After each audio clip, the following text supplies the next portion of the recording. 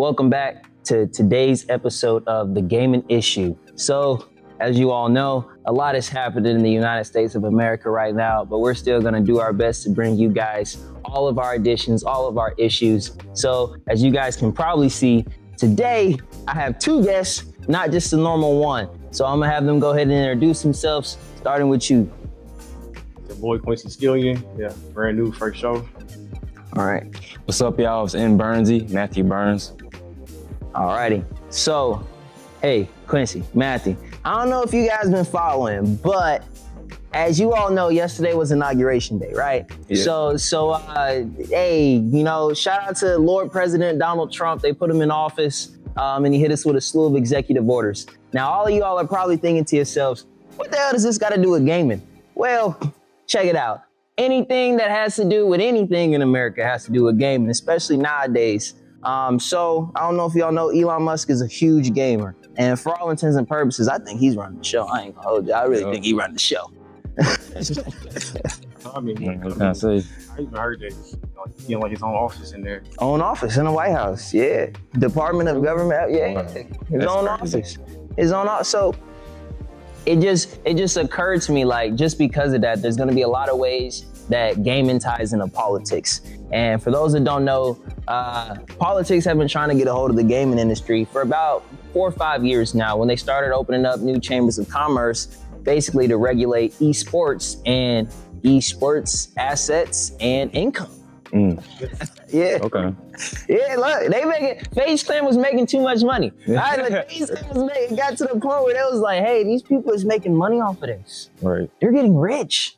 Yeah, I've been seeing it. I mean, I've been seeing like a lot of stuff. So like any game that has like failed in the past, so say like Suicide Squad, for example, I'd be seeing like a lot of like political stuff in the comments. Yeah. Saying, like, oh, it's because it was woke, like it was DEI, something like that. I mean, I was just like, dang, I didn't really think there was too much politics in video games. Yeah. Until I was seeing comments like that. Well, it's shocking because there's gonna be anywhere there's some income, you're gonna throw in politics. Yeah. It just is what it is. It's like we always got to figure out how to tax something and how to make money off something. Right. And I feel like with all the slew of executive orders coming in, right now we don't have to worry about it. But 2-3 years down the line, I feel like somewhere along the way they're gonna be like, you know, why don't we start making video games? I mean, we got our Trump meme coin now. So I don't know if you guys seen that. Trump dropped the meme coin. So now you have that digital currency. You already had Trump this, Trump that, Trump everything. Why not have Trump in video games? Right, man. I mean, I'm not necessarily a big fan of that, but I will say, I feel like Trump coming into office, his administration as a whole, sports, gaming, gambling will definitely be more noticed compared to the Biden administration. Yeah. Go ahead. I mean, I'm about to say, me, because at this point, gaming, I mean, ever since COVID, it was kind of like more, I mean, it spiked up more. It's making more revenue than movies, music. So, I mean, you got people who are professional gamers eating off of that. You got like the streamers like Consonant, like Elden Ring.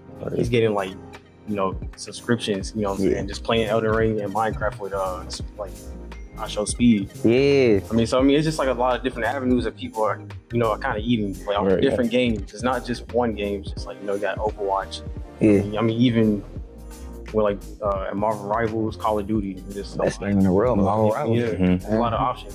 There's a lot, and what's crazy is that during so COVID happened during the first Trump administration, so that's when everything started kicking up. But they weren't able to do anything about it because by the time it started really bringing in that income, it was time for the Biden administration. And now these people got huge. Like you mentioned, Kai Cenat wasn't really that big during COVID, but he really started revving up because we were like, we gotta watch this man. We got like, and now he's on top of the world. And during our last stream, for those of you that watched our last stream, we were like, I guarantee you Kai Cenat's gonna make an appearance in Grand Theft Auto 6. Right. Yeah, I wouldn't be surprised either. There were so many people just like, I don't know if you knew, but like certain like NPCs kind of had like, like Tyler the Creator. Yeah. He's a cameo. Like I never like seen him, I mean, or heard him in game. I mean, but I've seen like a lot of like other cameos and stuff coming on to even with like GTA Online and stuff, like you have like the Dr. Dre expansion. Oh yeah. And Call of Duty as well. Oh yeah. Snoop Dogg. Yeah, you go on 21 Savage. Like, and you even see like NBA players kind of getting like a coin. It's gonna be everywhere, man. And I can't wait for either the Elon or the Trump scam, because I guarantee it's gonna be coming and gone. And I mean, on top of that, we also mentioned like Drewski. Like if Drewski doesn't make an appearance in GTA 6, I'm gonna be upset. No, yeah. Because I would say, like I said again, he's gonna come in on the funniest moment. Like we gonna be robbing a store or something. Drewski's gonna walk in on his phone and be like, I ain't see shit. I ain't. Yeah. Like them, like on 2K. Like, yeah. They're like when it comes to being on comedy, like Drewski obviously takes the cake. When it comes to being the #1 streamer, like we gotta give Casanat his roses. For sure. And that brings me to some. I don't know if y'all heard. So Drake listed a bunch of streamers in his lawsuit. UMG. Yeah, I seen that. Yeah. He listed a bunch. RDC, Casanat. Oh yeah. A bunch of I'm trying to think like the other names, but I mean, it was a lot of names. Like a lot of them been like really upset. Mm-hmm. It was just more like, okay, if they wasn't, like striked or whatever, with like copyright. Correct. I feel like Drake, you're just being a sore loser at this point. They would. Like, some of his disses out there, shouting out. Like, I think he shout out Snap by name, stuff like that. He was like, rapper name, they're not making like the money like him. So, but now you go from that to, you're over here, like naming all of them by government, basically. Just, I don't really understand that standpoint. And what's crazy to me is that, Kai immediately replied with, but when it was your time, when your song dropped, you texted me and told me to stay on the stream so I could stream your song. So why am I having to pick? Like, it's not about sides. It's like, and then that's what made me kind of upset. For those of y'all that don't know, man, I'm a huge Drake fan. But I was like, you bringing in niggas who was gonna do the review, whether they was getting paid or not, like whether it was copyright or not, they were still gonna do it. Like that's their, like B-Lou and them, they always do that. They all, like, it doesn't matter if they getting paid to do it or not, or they getting copied, it doesn't matter. That's their job. I mean, even then, it's just like, that's like with like the now, like how the generation is, it's not about just, promoting music on, like the Breakfast Club, like the radio, stuff like that. Like you're supposed to have streamers kind of like promote your music. Because even when Glorilla was mad at Castanet, it was just like, she was thinking like, oh, I'm a rapper, I'm bigger than him. Then, he had all those people kind of like, oh, like she's lame, her song's whack and stuff like that. And then, she was giving Castanet, like a few phone calls, like behind the scenes, I'm assuming. Yeah. And kind of had to apologize. And that's why they came up with that post where they told rappers, like, don't beef with streamers. Yeah, their fans are crazy. They gonna come for you in your comments, wherever it is. But I feel like beef in general when it comes to streamers and artists shouldn't even be a thing, but it doesn't make too much sense, because and it's like you said, streamers fans are crazy. Like, you gotta understand how dedicated to someone you gotta be if you send them $500 just for them to say hi to you on stream. Right. Yeah. And I think the one set. And RDC just made a video about that. Yeah. He was like, did this just send you $1,000 to say what's up? He said, yeah, they do that all the time. He was like, that's like real. Yeah, shit like real. Yeah. It's like rappers have to, and that was the whole controversy where they was like, it's streaming harder than a 9 to 5, and they got all these like Uncle Shannon got all these people together and was like, it's streaming harder, and they was like, no. If anybody said that, because if I gotta sit down and you want me to give you gonna send me 2,000, 3,000 just to say what's up or hi or drop your name or tell people that you my #1 fan. Nah, yeah. I just really gotta get up on stage, jump around, make music, do all this, like. That takes time. I mean, on top of them having like those donations, they also have endorsements. Yeah. Certain companies. So you also have that bag too. Yeah, and that's a good bag, because it means that not only do you only have to do so much, it's like all I gotta do is say, man, I really mess with Nike. Like, look at these Nikes. Boom, they just gave me 100,000. Right. And rappers don't really get like that until they at the top of the game. Like, for a rapper to get a shoe, there are not a lot. Drake, Travis Scott, Kanye. Yeah. And then of course, I mean, Tyler has his own brand, Golf LaFleur, but for people to get endorsements, it was like you had to be on top. Right. Like no one else could be better than you. And like these different streaming services, YouTube, Kick, Twitch, like there's multiple chances for endorsements and such, you know, so. Yeah. That's what I'm saying, it's all political, because everybody, like I remember one of the things they were saying was like with the streamers, and this goes into gaming and politics, they shouted out, like Trump got on stage and shouted out so many streamers, and they were like, why is Trump shouting out streamers? And that's because streamers were getting on there and saying, I'm voting for Trump, and everybody was like, me too, me too, me too, me too, me too. Like, it was as simple as that. And then, you know, Kamala Harris came out and said, she came out on Fortnite, but she also said the reason why our administration didn't do so well when it came to the election was that we didn't have a lot of Democratic or liberal like streamers. We don't have the talk show hosts, the podcast people. We don't have those people that are saying, oh, you know, we're pro-blue. It's like, nah, because for one, it's a money thing. Like I don't care if I like you or don't like you. If you say, look, bro, I'm about to give you $1 million if you just say something cool about me on stream. Fuck it, bro. Like, $1 million. All about the money. I might just drop my name on stream and I'm gonna give you $1 million. I might F around and say I don't like this guy. Right. What did Greeno say? I'm about to do a song with someone I don't like. He think we cool, but he ain't making it home tonight. Yeah. I be like, yeah, give me my $1 million. I name dropped you. No. And it's as simple because any pub is good pub. Whether I say I hate you or I like you, people are gonna start tweeting. People are gonna start saying your name. People are gonna get in comments to argue with me about why you Messiah and I need to go die. Like that's it's as simple as that, man. Yeah. But moving on to our next topic, because obviously, like, we've reached 2025. We've reached the quarter century.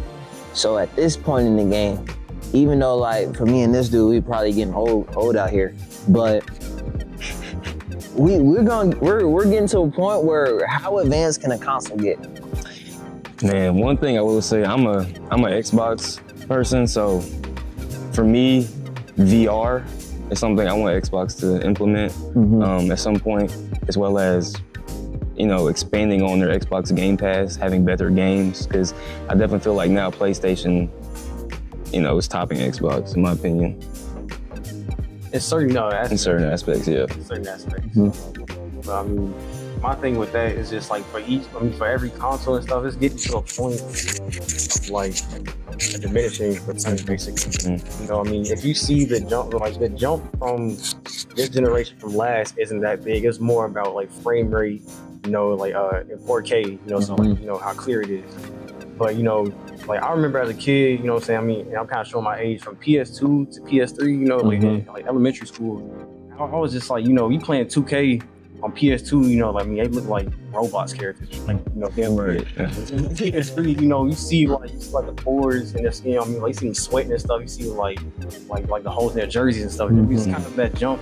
You know, PS3 to PS4, it was also kind of, you know, like a bigger jump. But from PS5, I mean, from PS4 to PS5, it was just like, yeah, I mean, it's slightly better. Yeah, I get that. And to your point, yeah. As far as gameplay though, I feel like Sony's definitely taking the W. The only issue is that Microsoft really changed their strategy drastically. They said, look, if we can't beat you guys within gameplay, we'll just beat you guys within games. Like, they started buying everything. It got crazy. It got to a point where we was like, oh, you know, Microsoft buying freaking Minecraft. Okay, it's easy. And then it was like, oh no, they brought Mojang. The people don't even remember that no more because Minecraft has now owned, like Microsoft has owned Minecraft so long, but it used to be Mojang Studios. And then they said, that's not enough. And they like a Disney, basically just pull like a Disney. They brought Lionhead Studios. They said, okay, we're jumping up. Like, okay, now we're gonna buy Bethesda and ZeniMax. So that we was like, oh, they own like Skyrim and Oblivion and all that Fallout now. And they said, we're not done. They hit us with that. I understand it now. They said we're gonna go for Activision. I remember the whole world said we cannot let Microsoft acquire Activision. Like they were going through courts. Like they can't do this. Like that's right. Yeah. Like that. We're trying to get them. They said they can't do this. Like they can't do this. Like they already like, and it was like wow. Like who said we can't? Like who decided that? So then they went ahead, not only did they get it cleared, it was like, look, now we own everything. Because they brought Activision, which means that they own World of Warcraft, they own Call of Duty, they own all the Blizzard Entertainment, Crash, Diablo. Diablo, yeah. They own it all. And then it was funny because they were telling PlayStation, don't worry, we're gonna still let you have access to those games. Like we're not gonna do nothing crazy. And then boom, all this stuff started dropping. PlayStation's like, why can't we play it? Oh, you remember that time when y'all had every game as an exclusive? Yeah. We're gonna make some money real quick. And then they said, guess what? Now we're gonna release Halo to play. Like for the first time of ever, like they said, they're talking about releasing Halo to PlayStation. I'm like, what? Yeah, that's different. I've been growing up on Xbox too. I don't really think it's a bad thing. I mean, it's just like you want to increase, your pool of like potential buyers. Like, why limit yourself to one console? Especially how big Halo is, I think that wouldn't be a great idea. Or it would be a great idea. Man, fuck that. I'm a hater. Because I'm a hater. I remember Halo was so intertwined with Xbox, they made the Xbox look like Halo or made Halo look like the Xbox. Like Master Chief's whole design was based off the original Xbox. The whole thing. And it was like, that used to be the war. Like, y'all had, like, we had Halo, and then who the hell did PlayStation have? Like, they had their own exclusive. Like, Sly Cooper. Oh, yeah. They had Ratchet and Clank. Yep. Jack and Daxter. And we God of War. Yeah, we had Halo. Halo was us. Halo. People would buy the Xbox just so that they didn't get, like, barred from playing Halo. And I remember it used to be so bad that Bungie, because now Bungie used to make Halo for my young people that are watching. Bungie Studio, like it wasn't 343. Bungie used to make Halo. And when Bungie said, we're breaking off and we're gonna go start our own project, Destiny, and it's gonna be available to PlayStation and Xbox, we were like, those traitors. We were mad. It was crazy. I mean, the fact that, they was being published by Activision, and they was in direct competition with Activision because, they own Call of Duty. Exactly. And here's my point though. Here's why I don't mind Halo being like, a multi-platform title, because Call of Duty ended up becoming more popular because it was on everything. You had it on DS, Wii U, Wii, PlayStation, and PC. So it's just everywhere. Everything. It was on mobile phone too. About to say. With Halo, it's just on Xbox. Yeah. Okay, I can see that. Yeah, because Halo, and I'll give that, because Halo's one of those things where I see longevity, but I also see it dying. The last Halo was a very short game. Multiplayer, there's a lot of people that kind of come and go from it, but Halo had become one of those things where it was like, we get it when we get it. It wasn't, and it would never be one of those groundbreaking releases. Like whenever they released a God of War, it was groundbreaking. We knew that it was gonna be contending for Game of the Year. But I remember when Halo Infinite came out, it got some nods, but nobody was coming out of there like, this is gonna be Game of the Year. This is gonna be Game of the Year. And maybe that's a lack of creativity, right? Because you can only do so much with Halo. Right? You can only do so much with the Halo universe. COD, you can throw it anywhere. I remember they say we're gonna have COD in the past, we're gonna have COD in the present, we're gonna have COD in the future. But Halo, it's just we've been in the past. Yeah. We know it's back there. We know the flood's back there. We're not going back there. And so we just keep on trying to, what makes it hard, because they're gonna have to keep on giving us new content. They're gonna have to keep progressing it. More future. What's the story? And I feel like we're waiting on people to write books, so they can pull it from the books and say, all right, we're gonna throw that in the story. Thank you. Takes time, man, it takes time. But you said you wanted to see Xbox VR, and I think Xbox is gonna be real skeptical when it comes to VR. The reason I think Xbox is gonna be skeptical with VR was because Xbox, y'all remember Kinect? Xbox? Yes, Xbox. Yeah. When Xbox dropped the Kinect, everybody was like, whoa, like crazy. Like they were dropping Kinect-based games. But then when you got the motherfucker, it was like, this is very limited. Yeah. I mean, it's like, like a gimmick. So it's just like on a 360, it's like everybody, kind of like just bought into the hype. And that's when like the Xbox One came around. A lot of people, I mean, at first, you know, the original Xbox One bundle, it was like it forced you to get the you know, that kind of like pissed a lot of people off. Then that's when it became optional to nobody, you know, of course they didn't buy it because it was like, you know, fool me once, you know, shame on you and stuff like that. Which I think even games, I mean, newer games aren't even compatible with that. Yeah, I'm about to say. Won't even work.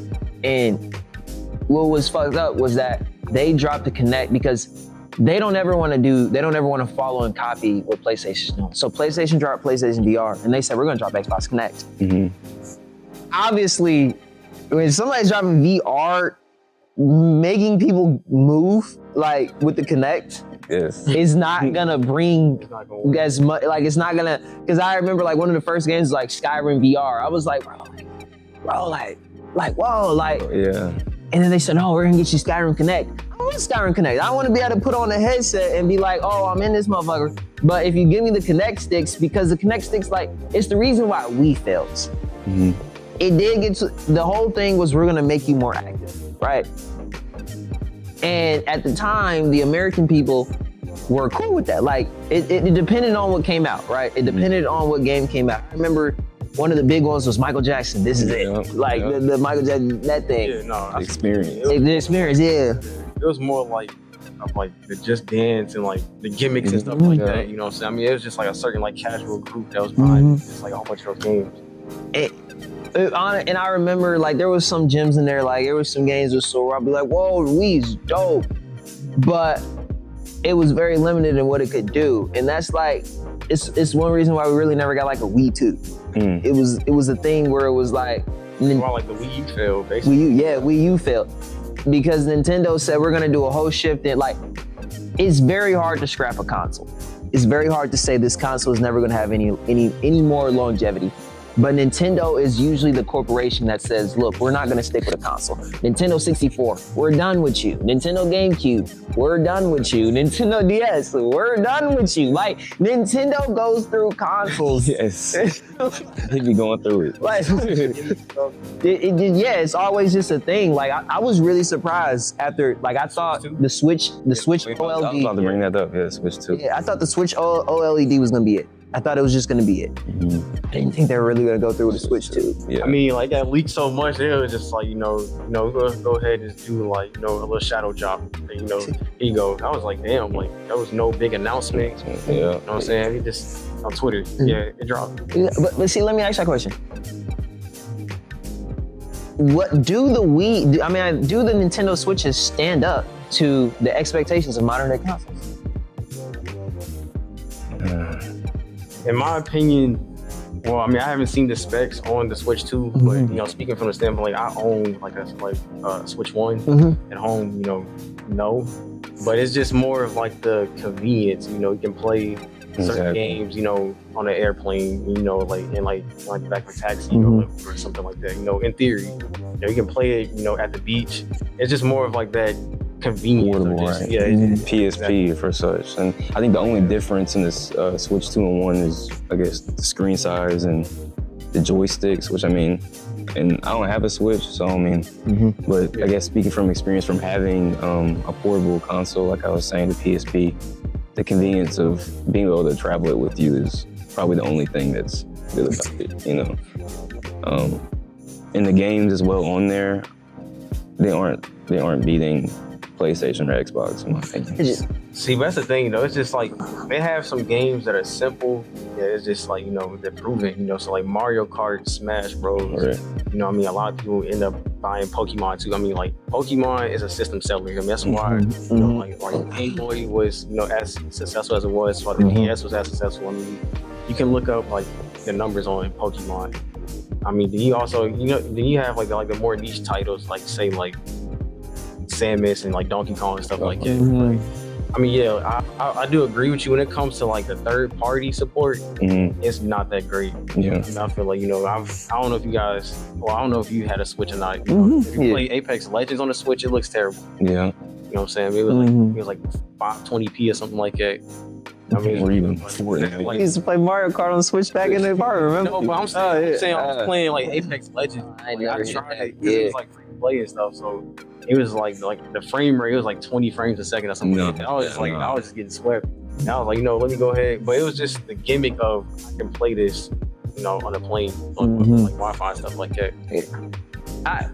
My thing with it is, even with the dock, you're right, it still only runs at like native, probably like, it may get to 30 even when you dock it. But it's when you dock it, it's really like, I don't want to shit on them, but all you're really doing is hooking it up to an HDMI adapter. Like it isn't making it any better. Like it doesn't boost the native bit. Like it's a wider screen, yes, but it doesn't, like, the graphics are not really boosted. It just projects it onto the screen. And I hope that maybe the two find some way to actually incorporate the technology of whatever system you're docking it to. But the problem with it is, and you all can hate me for saying this, the VR headsets are getting to a point where they're getting so advanced that, I mean, I can take that anywhere. I can like, you seen the new Apple, you can walk around in the street, you can have that on the plane, you can throw that phone, watch movies on it, everything. And I tried watching movies on the Switch. I promise you, man, I had to pull out this iPhone and be like, okay, because it does what it's supposed to do. I get it. And handhelds, yes, it's gonna be the #1 handheld console ever, because nowadays nobody else is producing a handheld console. Nobody's dropping a PSP. Nobody's really, the Steam Deck though.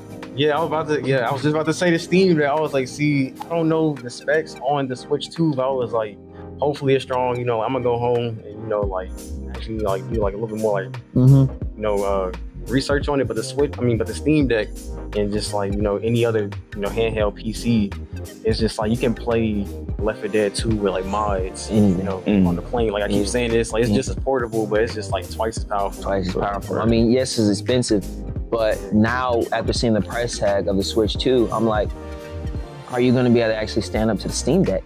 If you're going to really be dropping those price tags, now you're going to add Steam Deck as a competition, and it's a portable. Like, all that Nintendo succeeds at is saying, you need our consoles to play our games. Yeah, exactly. If you want Mario, come to us. If you want Pokemon, gotta come through us. If you want Zelda, gotta come through us. That's all the leverage is, the first part. And like you said, Pokemon's fan base is so hardcore that they're like, yeah, we're gonna get it because we want to play Pokemon. But my thing is we've seen Power Worlds. We've seen the open world Pocket Monster style games now. We've seen them put on PC, we've seen them put on consoles. Now they're gonna have to really compete with people now seeing that come with that concept, seeing that come to reality. And that was like their whole thing of trying to bury Power World, was because we were like, well, why isn't Pokemon coming to PC? Why isn't Pokemon coming to PlayStation? If we're gonna, I get it. If you want to keep things Japan, keep it Japan. Like, have a partnership with Sony where it's like, hey, we're gonna actually drop a PlayStation, because I remember you used to be able to play Pokemon games on GameCube. There were GameCube Pokemon games. And they were cool. There was a Pokemon game where you would fight the shadow versions of other Pokemon. So like the cover was Shadow Lugia. And Never played it, though. I know it's something. It's called like the Coliseum. Yeah, something, but yeah, there's one too. That's a big one. But no, this one is called something else. Pokemon Coliseum was huge too, because it also gave us that idea where it was like, because I remember how long it took to be able to see our Pokemon use attacks in actual 3D. It used to just be like, you'd have your Pokemon, you press the attack button, all you would see is the animation where it just step like this, and then then with the 3D mods, they said, oh no, we can actually I don't know if he played it on like 3DS or played it on Switch, where it's like now you have it a whole 3D render, he's actually attacking. That would be so much more powerful on a standard console or a PC. And I feel like we're gonna have to start having that expectation for Nintendo, because if this Switch 2 flops, there's not much for them to fall back on. I'm about to say, they're going to die out at some point, I think. I mean, I would say if it flops, I feel like they would try to do what they did after like the Wii U. It was like that weird in between period. So they was like releasing, there's like a Mario like Infinite So I mean, I think it was called Mario Run. It was like on like the App Store, stuff like that. It's kind of like Flappy Bird in a way. It's like he runs endlessly, but you just like tap it. Like that. They also have Animal Crossing. I've seen a Pokemon game. I've never played it up there. Stuff So I mean, I'm pretty sure like Nintendo's been trying to like dabble in like that mobile market. I mean, if the Switch 2 was somehow to flop, I can see them, trying to like get back into that market. They're gonna have to. But they dominate Asian markets. Yes. That's the big thing right now, is that they dominate Asian markets. What they're over there, like Sony and PlayStation, you're not really seeing too much Xbox. You're not really seeing too much Xbox. And just from being within this esports community and having some of our people out in Korea right now, it's not something that is huge over there, Xbox. You usually, like, for our fighting games, for our Dragon Balls, for our Tekkens, for our Street Fighters, people are plugging them up into PlayStations and they're using fight sticks. When you go to these tournaments, it's all PlayStations. It's all PS4s, PS5s, and PCs. Like, you pick your poison, but in reality, it's just a bunch of PS5s, and they say, hook up your fight stick, let's play some Tekken, let's play some Street Fighter. Or it's gonna be Naruto Shippuden or Dragon Ball, which sit at a lower bracket, but you don't see the Xbox players too much. And I think that was a problem that me and Quincy were facing when we first got Sparking Zero, was that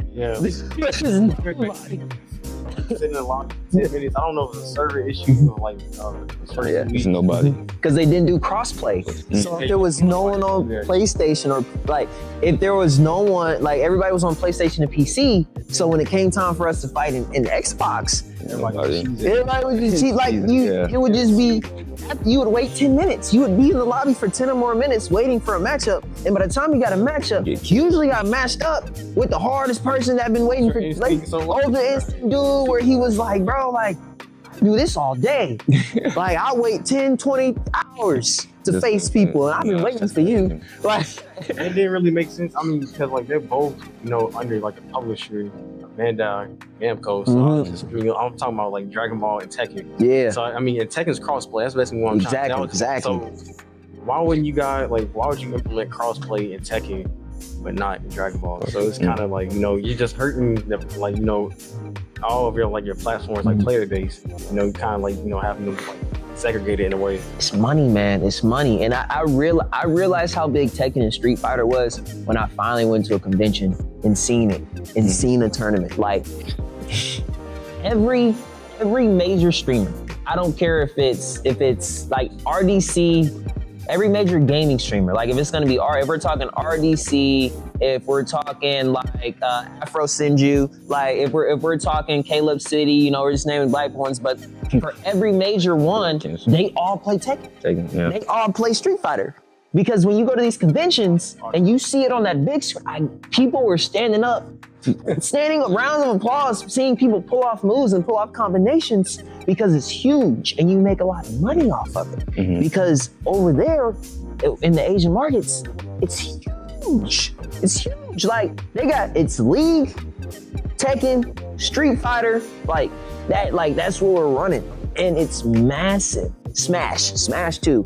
Because because once you get to that certain level, I've seen people pull off crazy things where I'll be like, there's no way. Like, I've seen somebody fight a whole match on 1 health and win. Yeah. It's one of those people, like, it's kind of like master, like, it's kind of like jump canceling, like and stuff like that. And, like they keep you in the air for like, if I have you in like a 20 string combo damn near, it's like, smack you off the I know to break out. That's all they do. I know to break out. And I knew, like, I haven't played Sparking in so long, but I knew that I was getting to a certain level when I'd be facing lower level players, and I'd be like, hey bro, like, I'd be wanting to send a message, but hey bro, like, you gotta run that combo a little bit longer, or you like I'm luring you into grapples, you're not blocking, you're not really blocking. Right. I mean, you would see it. Once you get good, you know who's bad. Like, exactly. Right. You know who's bad. And I was like, look, man, like, this fight isn't even interesting. And then they'll get mad at you and be like, oh, you're using this character, that character, like you said, the Ultra Instinct, or oh, you're using Gogeta, or oh man, you're using Majin Buu. And I'd be like, this ain't my main. But I'd be like, I'd tell people, because I use Beerus or I use Ultra Instinct, and I'd be like, look, these aren't even my main. If I really pull out Buu, we really gonna be cracking. I'm just doing this thing for fun. And they'll be like, oh, okay, nobody would ever listen. But it's more so about, like you said, the combo locks, getting people on walls. There's a strategy to it, and it switches up. So Street Fighter and Tekken, the reason why they're different and why people play it is, of course, Tekken is 2D. Tekken is on a 2D playing field. So yes, 3D rendered characters, but you're side scrolling. With Tekken is in 3D. And it took me a minute to realize that because you could sidestep into a different frame, like into a different side of the mid, like all the way around the thing. And I was like, whoa. So it was really hard for me to learn Tekken because I was like, okay, like, no, I used to somebody like sidestepped and entered that area and I was getting hit from the side. And I was like, bro, I said, that's 2D. They're like, no, bro, like it's real life. We in the octagon, we in the ring. Like, it's octagon. That's funny. I was fighting with the ball. It was me, Laws, Mike, and David. And I was just winning. It was just like on a rotation. Like I'm not like a Tekken pro or anything like that, but it was just like I had like the fundamentals down. So if they was getting their ultimate stuff like that, like I know if somebody try to spam me, all you do is block and then just grab. But they couldn't really understand it. So I got to a point where I was like, hey, don't spam it out immediately because I'm expecting you to do that. It's gonna happen. It's gonna happen, and that's kind of like just what I want from the future of gaming. If we're talking about the future of the gaming industry, I would want more games because I feel like gaming started to die to a certain point where it was like there's not too many games where people come together like across borders. Like if we're talking about an age where politics are now trying to separate us, gaming really has to be that glue because that's just what it was. Like I see all these things on Reels now, and then TikTok is coming back, but for a little bit it was RIP TikTok. But you would be like, it'd be like, man, I understand that. It'd be like, what's one hobby where you can get on and connect with anybody in the world and not do anything that's illegal, immoral, or unethical? And it's like, oh, you could. Like I was 6, man. So right. It's gonna make me sound ignorant, but I didn't really conceptualize time. If it wasn't for gaming, my concept of time zones would be like really low. Because you'll get on games and you'll play with somebody in Australia or you'll play with somebody in like England, and you'd be like, man, oh yeah, it's like 6 p.m. here. 6 p.m. It's right in the morning. Hey, like, whoa, they'd be like, oh man, it's almost like, hey, it's just a little past midnight. What? What are you talking about? Past midnight. They'd be like, yeah. And I remember like some of my, I can't even say bestest friends because it was on the side of the world. With some people that I was really connected with and cool with in games, be like, oh bro, I'm living in England. I'd be like, oh shoot, like you live in England, like it's crazy. Like I ain't seen Top Boy yet, so I ain't really hit him with all the time. But I was like, that's crazy, man. What's like Top Boy? All hail Queen Elizabeth. You know what I'm saying? Like, no, thanks. Oh man, let me get this thing. Let me see if I can get this. There we go. Yeah. But man, I just want great games to come out this year. 2025, I feel like we didn't really get a lot of good games. 2024, my bad. 2024, we didn't really get a lot of good games. And I can tell, no hating to Astrobot, I love you Astrobot, but Astrobot won Game of the Year. It was swinging punches. And here's my thing, I feel like that was more politics because I feel like, usually stuff that wins Game of the Year, it kind of like, it sets a trend in the industry. Like Astrobot, I think it's a great game and stuff. I mean, I haven't played it personally, but just based on how it looks and stuff like that, it's just, I feel like they didn't really innovate nothing. Nothing, right. Yeah, I was like, Nintendo 64, had, like Banjo-Kazooie, it had Donkey Kong 64, and Mario 64, GameCube had, what was it called, Mario Sunshine. Oh yeah. And then like the Wii had Mario Galaxy, and like, moving on to the Switch, it had Mario Odyssey. So I feel like, as far as 3D platformers, what did Astrobot do that was like brand new, never, it was like never seen in the industry? It didn't do nothing. It was like you said, it was politics, because remember, their controversy before Game of the Year was like, Elden Ring Shadow of the Erdtree can't win as a DLC, but it was nominated. And they were like, a DLC hasn't won since Witcher 3 Blood and Wine, or whatever that one was. And it was like, we can't have it win. Like a DLC cannot win Game of the Year, but nothing was really coming out that year. Nothing was swinging. So they said, we need to fit the nominee billets. Yeah. So they were throwing in Astro, like the whole nomination, Astrobot, Shadow of the Erdtree, One game that I liked that I was surprised didn't make the nominations was Warhammer 40K. Like that they dropped Space Marine 2. No, that was a good game. Yeah. They made like a lot of noise. Stuff like that. I mean, a lot of people was like, oh, this like, reminds us of like the golden age, like PS3, Right. stuff like that. Because you had like your single player, your co-op, like your versus multiplayer. So it had like a lot of like replay like value and stuff like that. Like a lot of games don't have that. It's just more like a one and done story, or just like a live service. Yeah. What are some games that y'all are looking for here in 2025? Man, college football 26, definitely, which I think they delayed it till 2026, but GTA 6, of course. Ghost of Tsushima is having a sequel, I believe. Yeah, yes, sir, it is. That's all I can. And Ghost of Tsushima was one of those things that broke ground. It was Ghost of Tsushima, because Ghost of Tsushima was great. And I'm glad it did win Game of the Year for those that don't know. It did win its year. And Ghost of Tsushima made it shined the light on the expectation of where graphics can actually go. The narrative storyline, where it's like, we're gonna provide you with a super, like a linear story, but the graphics are gonna be so great that it almost brought me back to when I first played Skyrim. They first took that blindfold off when you were on the wagon, and then you actually got to see, like, you were like, damn. Yeah. I was like, is this 2013? Because I had played Oblivion just 2 years prior, right? I had played Oblivion just 2 years prior, and I was playing games in the time period. And I remember when I first came out to like Riverwood, and I seen the wall, I was like, no fucking way, dude. And because this was 360. This was 360. It was pushing, like, of course, it was like the Slim 360 Black, whatever the hell you want to call it. But it was pushing it to its limit, and you got to see, whoa, what the fuck have I been playing? And the same thing happened with Ghost of Tsushima.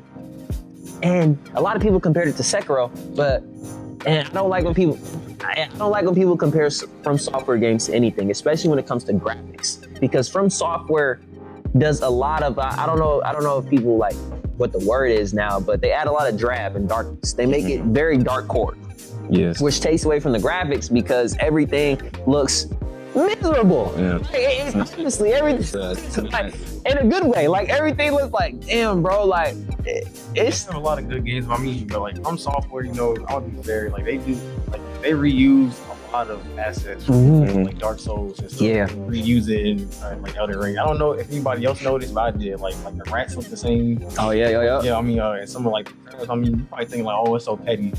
I mean, like, a lot of stuff is like reused. It looks better, like marginally, but yeah, they reuse a lot of assets. Even I'm about to say, as far as games that I'm looking forward to, like the Elden Ring, Night Rain. Night Rain. Night Rain. They're using a lot of bosses. I've seen like Nameless King. Oh yeah, he did come back. Like they really using them. Okay, cool. I mean, I'm still confident, but I'm definitely gonna. And I don't know. Have you played Dark Souls? No, I haven't. Okay, look, man. When you go home tonight, download. It's pretty cheap now. Download. Honestly, I started at Dark Souls 3. He got me into Dark Souls. I immediately jumped into Dark Souls 3 and didn't go back until I had did Dark Souls 3. He played Elden Ring though. Yes. Okay, so yeah, because the Nameless King was the boss. Like, you would beat the whole game just to go fight the Nameless. Like, you had to. Because I used to think bosses were hard, right? But then I walked in on the Nameless King, and Quincy was here because I said, bro, you can't beat this nigga. Like, the Nameless King boss fight was so hard, he would come in on a fucking dragon. He would come in on a dragon. Nah, hell no. You beat the dragon. And bro, like, you get him down to 0 health, then he'd hop off that motherfucker, look at his best friend just died. He'd be like, Vicky! He'd hop on that dude, and then he'd turn around and look at you, and before you know, this nigga started flying. If you can fly on your own, like on your own accord, like bro would hit you with a move where he would levitate, he'd like come up with the wind and then zit this way, so he'd hit you from the side. No. And what I didn't realize was that when you had to go back and fight General Ratigan, whatever his name is in the Shadow of the Earth Tree DLC, whatever his name is, he was stealing Radon, he was stolen. One of his moves was a stolen asset from the Nameless King, where he fade, come around, and smack you on the side. So and it was super hard to block. But the Nameless King would do that just with lightning. He'd zits up in lightning and then come like this, where he'd almost spin around and smack you. And that was the hardest boss fight I've ever fought.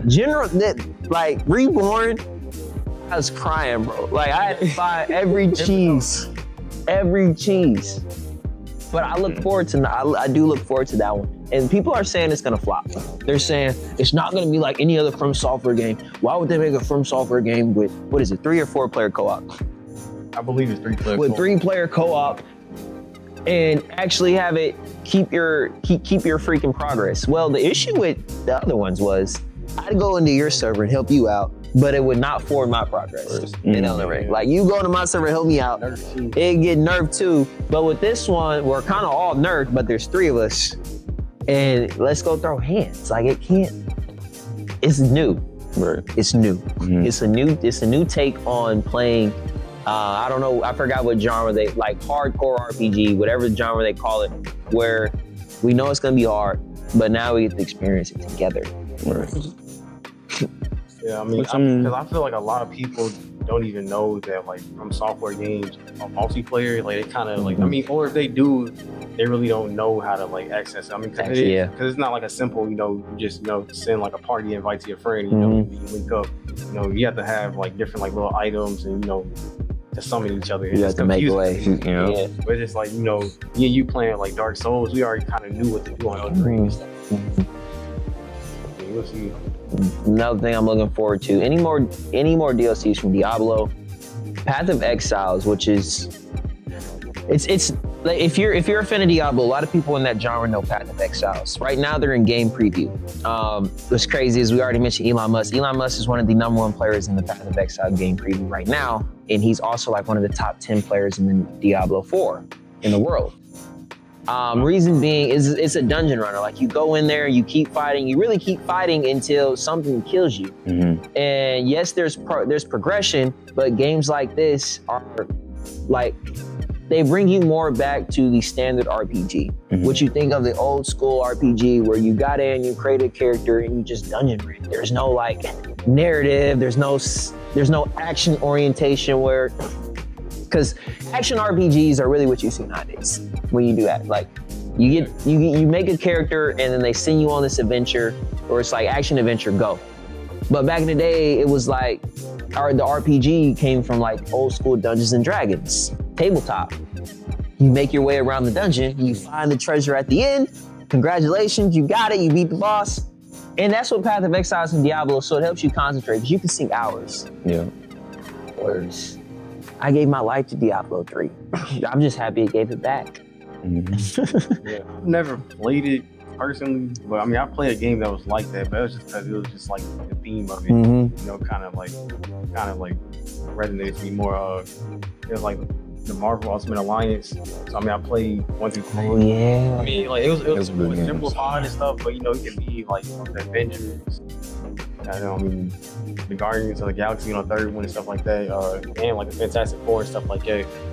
So it was just more streamlined and easier for me to get into. I mean, but I can see, but me playing those games, I can understand, how people play Diablo. But I've never hopped into Diablo.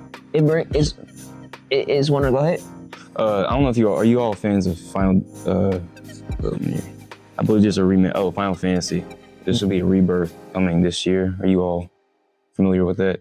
Man, Final Fantasy. Look, fuck, this is gone for our sponsors. Final Fantasy was what got me into accepting PlayStation. I remember playing Final Fantasy 4, right? That's kind of like when I got into it. And let me make sure this is right, because I could be wrong, because they dropped so many Final Fantasies. Yes. And I'm at an age where I played a good bit of them. Like, I played a good bit of Final Fantasies, and the only reason why I wanted to keep a PlayStation around was because Final Fantasy would basically keep me going. Yeah. So Final Fantasy 4 got me into it, but no, that's not the one that got me into it on PlayStation. That's what kind of got me into it on like old school PlayStation. I think it was F5. Yeah, And it got me into it because I remember when they finally decided that they were going to make Final Fantasy kind of what it is now, where they would add in the narratives, and it used to make Final Fantasy would make you fall in love with the characters. That's where its specialty lies, because you can't really fall in love like Ragnarok, God of War Ragnarok. Yeah. God of War makes you fall in love with the characters. Yeah. Final Fantasy made you fall in love with the characters and then took everything from you. And no, The Walking Dead. The most recent one where you played the prince, right? You were born into this kingdom. I forgot which number that was, but you were born into this kingdom, and then right there, damn, dad dead. Okay, yeah. What was that? Final Fantasy X. I think that was a big one for me. Yes, Final Fantasy X got me into Final Fantasy and kept me. And I was like, dude, because we went on this adventure, people started dying, we were meeting cool people, those cool people would die, and then I'd be like, dang, everybody's dying. And it made me so sad, but it made me happy, because once you got to the end of the adventure, sometimes they'd even kill you. You get to the end of the adventure where your character just dies, and it's like, damn, bro, we died, but it was all right. That's all right. And so yeah, I know they're gonna do remakes, but what I'm looking forward to, because they just dropped one that they added into the series, but of course it didn't come out on Xbox, and that was Final Fantasy, what was this one? Final Fantasy 16. And that dropped June of 2023, and then they released the Windows version in September of 2024. But what I want to see come back this year is Kingdom Hearts. Okay. Yeah, see, I was thinking about that. I'm more familiar with those games. Similar. I know it's a spinoff and stuff, but it's just, having those Disney characters, I was a kid and stuff, they was Pirates of the Caribbean and stuff like that. We were playing at church. Huge. And it was one of those rated E games that never felt like it was soulless. Some rated E games feel like they're really just made for the mentality of a child. Kingdom Hearts really made me focus. Really and challenges. Since the last Kingdom Hearts, I think they only made 2. It was Kingdom Hearts 2. Did they make a Kingdom Hearts 3? It was 3. The Kingdom Hearts 3. Yeah, so it's 3 of them, but it's 3 main ones, and it's a whole bunch of spin-offs in between. A 1.5 and stuff like that. But the Disney universe has gotten so big. This was prior to Disney incorporating Star Wars, Marvel. All of these things are now Disney. They're all Disney now, and 21st Century Fox. Family Guy is now Disney. Yeah. Family Guy is now so it's a Kingdom Hearts, a modern day Kingdom Hearts. That's fire. That would be fire. Avenger, imagine a Stewie Griffin boss battle. Where I'm about to say, bro, they do that. I'm sure they do. I mean seriously. You had, Peter Griffin in there. Everybody in it. They're all in it. So I'm like, it's one of those things where I was like, it couldn't have died. It should have never died. It should have never been we can stop making Kingdom Hearts now. Kingdom Hearts should have been one of those things that continued on just like Final Fantasy, but I get it. Disney had hit a roadblock where they were like, we can only add so much. We've already added in all these adventures. We've already mixed in all these movies. But look, now they got Pixar. Now they got DreamWorks. We're at a period where now we own the Inside Out. We own Shrek. We own the Zootopia universe. We own all these freaking universes in Disney. And I'm like, bro, where are we at? Disney Infinity. Where is Kingdom Hearts? Where are our key? You can have all of these you can have all these key holders now. I swear, you could have Peter Griffin you got Bart Simpson possessing his you could have that'd be fire. The hardest nigga that could ever come in Kingdom Hearts, when you see Mickey, it was a solid trip, but it was like that, bro. If Mickey came on, it was bro, we about to get busy. So now I'm we got all these people now. We got Marvel, so I'm dude, you can dream. I'm about to say. Sure. You can dream, man. But look, I'm just saying, I feel like 2025 is going to be a peculiar year for gaming, because I guess in addition to that, more games I would want to see are decision-based games. Like The Quarry, The Walking Dead, just regardless of the title. I mean, I'm a big fan of those kind of games, so. Are we supposed to get a Fable this year? I don't know if it's this year. I mean, I know sometime soon. Yeah, because I was thinking about Fable when you said, action RPG and stuff. Because for anybody who hasn't played those games, you can choose to be, like any hero or like a hero. I mean, like the story it ends the same ultimately, but you can choose to be like a little bit more bad, or pure hearted. We also can have kids and stuff like that up there. You can kind of like buy up all of like the real estate too. I mean, so as far as you Fable, said, it's a lot of choices, like decisions you can make in that game. One big decision-based game that I really want to see come back out is Star Wars. Star Wars, whether they're doing an action game or they're doing action RPG, because I know they're coming out with something. And I seen this on YouTube.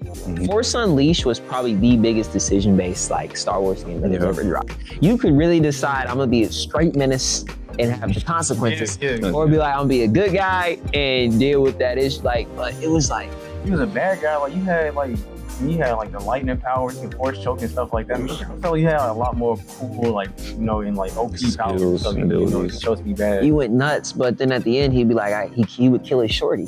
He it went nuts, but like a lot of y'all forget that at the end, he'd kill his shorty. So it was like, you dealt with you went evil, but you still dealt with the consequences of those evil decisions. But that's why, I mean, Lucas Games and they're just dropped their new Indiana Jones game. So I'm glad to see that Lucas Games are coming back, because that Indiana Jones game actually hit hard. That was a really good game. Yes. Yeah, I haven't played that yet. Play it. No, like I've been looking at it and thinking about it, Game Pass and stuff. Like, I feel like, I'm a big TV movie fan. Like, I feel like more games based off of TV shows be more incorporated, like The Walking Dead. Like, I mean, maybe not, not the story with Clementine, but something more, you can create your own character, go into the world of The Walking Dead, or even Breaking Bad, a game like that, that would be nice. Cool games like that based off of TV shows. I would definitely want to see that. It needs to come back. And what I also want to see is an actual, not a remake, but I want to see something for the Resident Evil story. Yes. We haven't had that since Resident Evil Village. And I feel like now we need a new Resident Evil game to kind of keep us going, because they can remake and remaster Resident Evil games and still get the same numbers, because Resident Evil is one of those things that's timeless. Yes. And if they just continue doing the story, because Resident Evil is one of those things where I can never say I've been let down per se. Like, I've been somewhat disappointed, but I've never been like, this was terrible. Like, I've never been like, bro, like I can't finish this. And I agree with anything that was main number title. I agree with that. I have been slightly disappointed, but it was that's not terrible. But some of the spin-offs, it was absolutely some of the spin-offs, that was it. We just wanted to feed you. Resident Evil Biohazard, whoever that was. There's one thing. I mean, I know they're trying to go back to the roots of survival horror. You being alone and afraid and stuff like that. But I feel like if they keep that first person aspect of it, but make it co-op, so it kind of can compete with Outlast Trials. Yes. I mean, I feel like it wouldn't be as scary, but I feel you playing with your friends and stuff like that. I mean, it's just crazy. And another thing, you mentioned Guardians of the Galaxy. The Guardians of the Galaxy game was the fact that game didn't win Game of the Year when it came out. I mean, because it came out with a lot of good games, so I get it. But man, that game was. Dude, that was fire. I went in there laughing oh, it isn't the Marvel Cinematic Universe copies of it. And then I left out the game damn, I'm glad it wasn't the Marvel Cinematic Universe copies of it. I was like, dude. It was just set up for failure, with the Marvel Avengers game that came up before, it kind of looked weak. It kind of looked like a similar universe where it was just based off the MCU, but it's just everybody just looks worse. It's just generic. So I mean, I went into it thinking okay, this is gonna be some live service. Live service. I was like, okay, if Marvel Avengers is doing that, it probably be better, a lot more better. Yeah. And that's I feel like a lot of people are kind of struggling with. It's just they start off with a nice single player game, but then they might get pressured, by big publishers and stuff like that, to make something live service, so they can profit in the long run. And I feel like that kind of leads us into a good conclusion topic. Live service is dying. And because Borderlands is also supposed to come out this year. Yeah, that's true. The looter shooter and live service games are dying. Yeah. And the only game that was really keeping it going was Destiny. They were the only ones to like really make it so, look, we're gonna do live service, we're gonna do looter shooter, and kind of keep the player base. Like they had a really loyal and firm player base. But as you all know, they've recently released their last expansion. It's done. Like they're still supporting the game, but no more expansions. And that's because the end of the idea was started with Borderlands. Borderlands was one of the original looter shooter games. Yeah. It's true. I mean, yeah. And I would say, you know, like before we end, just with Destiny 2, it's kind of facing like a problem that, like, you know, the MCU had after, you know, Endgame. Yeah. It's just like, okay, they want to continue, but like a lot of people feel like, you know, it was a 10-year, like, you know, like story that's, you know, has came to like a conclusion. Like the witness is dead now. You know, you beat him. You know, it was kind of like Thanos. You know, there's a lot of like, you know, build up and foreshadow stuff like that. It's just like, so how can you build up for like another 10 years? I don't think it can happen because you beat the darkness. You beat the big bad. Yeah, exactly. You beat the So, big like, bad. What's left? That's what I'm saying. And if anything, the only way Destiny can continue going now is if it starts going into prequels. We don't know what the world was like, you know, in the golden age. But they were fighting wars. We don't know what it was like expanding to those, like when they were starting to first meet the Cabal, when they first met the Fallen. Like, I'd even like a game where they take us to the Fallen's universe, because they had the Traveler first and see what whatever the lore is, where they said like the great storm that wiped away their whole civilization and made them become the Fallen and nomadic. Like because they our time with the Guardians, I understand, is like over. I knew that when the voice actor of Zavala died, I was like, okay. Yeah. Like, what is Lance Reddick? Yeah. I was like, we've been here so long that people are dying that voice these characters. Destiny, like, and I will tell you this right now, like I felt really sad. I almost felt the emptiness when they said that this is going to be the last expansion of Destiny 2. Because I've been playing Destiny so long, and 2014? Since middle school, yeah, that's crazy. Yeah, I remember, you know, I like pre-ordered it, and I was playing like the beta on 360, and you know, it was just like that field of view was so squished in, frame rates like 30 frames. I was like, man, but I mean, it has came a long way, man. But like just like the magic, you know, like you said, just of like a looter shooter. It wasn't my first because I did play Borderlands first, but it's just like it had like that Bungie touch to it. So it was like the perfect love child between Halo and Borderlands. And like, do you think Borderlands, the new Borderlands, is actually gonna like? I mean, look, I hope for the best. I'm gonna buy it. Y'all gonna buy it? I'm gonna get it on sale. Yeah. I mean, pretty much. I mean, I kind of got burnt with Borderlands 3. You know, yeah, like, Borderlands. I bought that, you know, like day one, and I was like, shit, this is not Borderlands 2. Like, I feel like Borderlands is kind of in a thing where it's just Borderlands 2 has set a bar. I mean, not gameplay wise, because obviously, you know, like it didn't have to like sliding and manipulate. But I'm saying like story wise and like the comedy, it wasn't corny. Like, you know, it was just like. You know, like Handsome Jack was like the perfect villain of like, you know, on Borderlands 2. I feel like Tyrene and like, you know, her twin brother, I forgot his name, on Borderlands 3, it was kind of like, you know, they're forcing this. They're being fake bad. And yeah, and I knew the fan base for Borderlands was like done when they dropped the movie. And the movie flopped hard. Yeah, that movie was trash. And they had an all-star cast, and the fan base still didn't get the fuck up and say, all right, I'm gonna go support. Yeah, no. Because the one, like, when I was watching the Game Awards and I seen the Borderlands trailer, I said, who asked for this? Like, when I seen this shit, I thought we were done here. It's not that. The same way about the Minecraft. Yeah, I'm about to say that. Some games just need to be left at games. It was a Minecraft trailer. Yes. Yeah. Bro, they have Black Jack and Steve. Oh, the movie, yeah. Minecraft. I forgot. Did that already come out?